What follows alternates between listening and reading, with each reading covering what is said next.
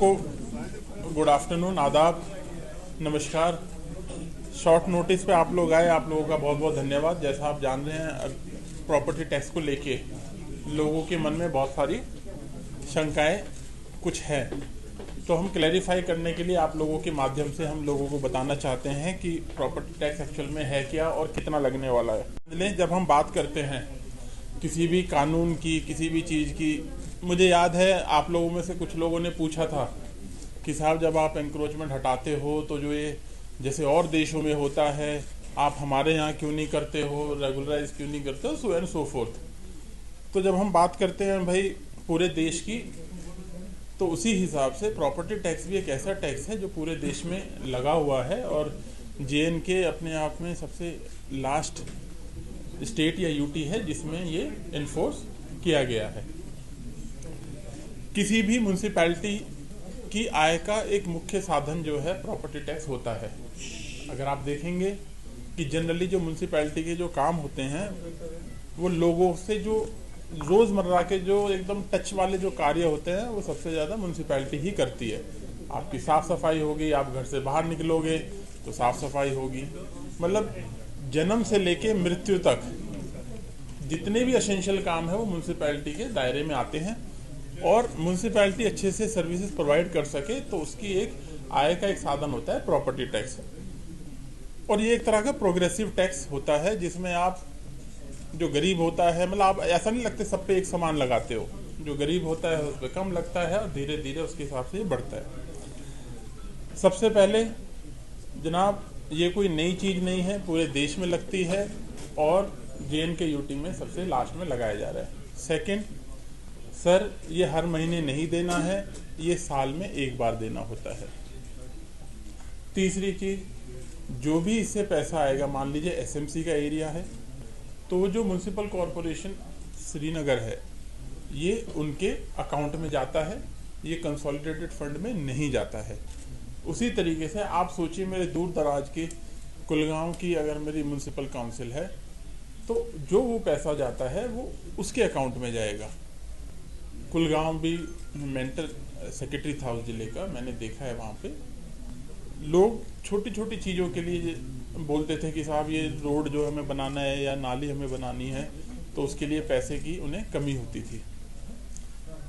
वहाँ पे ये जो पैसा जो आएगा वो उसी काउंसिल के अकाउंट में रहेगा और वो वहीं उसी जगह ही इस्तेमाल होने वाला पैसा है। तो एक तरीके से आपकी डायरेक्ट अकाउंटेबिलिटी रहेगी। आप ये भी मानोगे कि जैसे ही आपसे यूज़र चार्जेस लिए गए डोर टू डोर कलेक्शन के, आप सब लोग इस बात को मानेंगे, ये ओपिनियन नहीं है, ये फैक्ट है। जब तक आपसे यूज़र चार्जेस नहीं लिए गए थे उससे पहले जो सर्विस थी और जब आपसे यूज़र चार्जेस लिए गए उसके बाद जो सर्विस हुई है, आप खुद उस बात को मानेंगे कि यूज़र चार्ज देने के बाद एक तो जो हमारा नागरिक है उसमें जागृति आती है, वो एनलाइटेंड होता है कि नहीं भाई मुझे इसको जो है, मैं आपको यूज़र चार्जेस दे रहा हूँ साहब, मुझे तो आपको, मेरे पास गाड़ी नहीं आई एक भी दिन तो आप कहते हो मेरे पास गाड़ी क्यों नहीं आ रही है कि नहीं। तो इसे एक जागृति आती है। और जहाँ तक रहा JNK के कंटेस्ट में 1000 स्क्वायर फीट तक की जो प्रॉपर्टी है, अच्छा नंबर वन ये तो आपको पता ही है केवल अर्बन एरिया में ही है, रूरल एरिया में बिल्कुल भी नहीं है। दूसरा, अर्बन एरिया में अगर कोई एग्रीकल्चर लैंड है वो इससे बाहर है। तीसरा, जो 1000 स्क्वायर फीट तक का जिसके पास अपना मकान है वो इससे बाहर है। लगभग 1/3 से ज़्यादा जो हमारे हैं वो इससे ऑलरेडी बाहर हो जाते हैं। फोर्थ पार्ट इसका जो आप देखोगे, अगर मान लो आपको किसी प्रॉपर्टी के लिए 100 रुपये देना होता है श्रीनगर म्यूनसिपल काउंसिल में, कॉरपोरेशन में, तो आपको जो काउंसिल में है वो 75 रुपये होगा उसके कॉरस्पॉन्डिंग, अगर कमेटी होगा तो केवल 50 रुपये होगा। तो जितना एक आदमी दूर दराज एरिया में रहता है, जो बेचारा अभी गरीब है, अपना मकान बनाया है, तो वो उसमें ऑलरेडी एग्जम्प्टेड है, 1000 स्क्वायर फीट तक ऑलरेडी एग्जम्प्टेड है। उसके बाद इसको प्रोग्रेसिवली उसमें बढ़ाया गया। इसके फैक्टर्स है, कैलकुलेशंस है। मेरी आप लोगों से रिक्वेस्ट रहेगी, अगर आप इसको एक बार देखोगे तो आपके दिमाग से अपने आप ये मिथ्या दूर हो जाएगी। किसी को लगता होगा पता नहीं 6000 ले लेगा, 10,000 ले लेगा, 15,000 ले लेंगे और हर महीने ले लेंगे, ऐसा नहीं है, साल में है। JNK में सबसे लास्ट में लगाया जा रहा है। पैसा लोगों के तुरंत उनके इस्तेमाल के लिए उन्हीं की कमेटी के हाथ में रहेगा। जो काउंसलर रहेगा, जिस एरिया से एक बार कमेटी में पैसा आएगा तो वो उतना ही उससे अच्छा काम कर सकता है। और जो हमारे रेट है वो पूरे देश में सबसे कम है। उसका स्लैब आप लोगों के माध्यम से न्यूज़पेपर्स में भी दिखाया गया था कि कितना है। अगर मैं इसमें सिर्फ श्रीनगर कॉरपोरेशन, इसमें क्योंकि कुछ एरिया आप जानते हैं श्रीनगर में भी कुछ पॉश एरिया है, किसी के सर्कल रेट बहुत हाई होते हैं, किसी के सर्कल रेट बहुत कम होते हैं।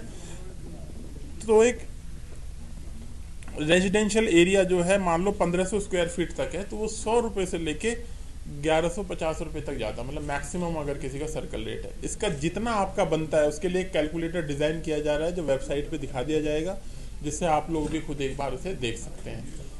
तो है ना, उसको कर दिया है। बाकी इसके बारे में ये आप इनको जो बताना चाहें। और प्रॉपर्टी टैक्स जो अभी 21 तारीख को नोटिफाई हुआ है JNK में, इसको लागू किया गया। 2-3 point sir, I may be there would be bit of repetition also. सबसे पहले कि जब हम कहते हैं कि प्रॉपर्टी टैक्स ये प्रोग्रेसिव टैक्स होता है, प्रोग्रेसिव टैक्स इसलिए है क्योंकि ये गरीब पे कम और जिस तरीके की इनकम होती है, जिस तरीके की एसेट्स इंसान के पास होती है उसी प्रोपोर्शन में बढ़ते हैं। हमारे जनरली जब हम बेसिक टैक्सेस की बात करते हैं, एक डायरेक्ट टैक्सेस होते हैं, एक इनडायरेक्ट टैक्सेस होते हैं। इनडायरेक्ट टैक्स होता है जैसे हम GST देते हैं या सेल्स टैक्स देते हैं। फॉर एग्जांपल अगर ये पेन है, ये पेन अगर 20 रुपए का है, इसमें अगर 2 रुपए का टैक्स है, ये 2 रुपए गरीब को भी देने पड़ते हैं, ये 2 रुपए अमीर को भी देने पड़ते हैं, ये 2 रुपए किसी मिडिल इनकम वाले बंदे को भी देने पड़ते हैं। तो इनडायरेक्ट टैक्स जनरली रिग्रेसिव, इसको प्रोग्रेसिव नहीं माना जाता है। लेकिन जो डायरेक्ट टैक्स होता है वो प्रोग्रेसिव होता है। डायरेक्ट टैक्स में एक जो सिंपल एग्जांपल हम जानते हैं, दैट इज इनकम टैक्स, कि जितनी इनकम बढ़ती है उसी प्रोपोर्शन में टैक्स देना पड़ता है। इनकम स्लैब कम है, इंसान की गरीब आदमी है, उसको वो टैक्स नहीं देना पड़ता है। इसी तरह से जो प्रॉपर्टी टैक्स है, ये प्रॉपर्टी टैक्स भी एक डायरेक्ट टैक्स है और प्रोग्रेसिव टैक्स है, क्योंकि जिस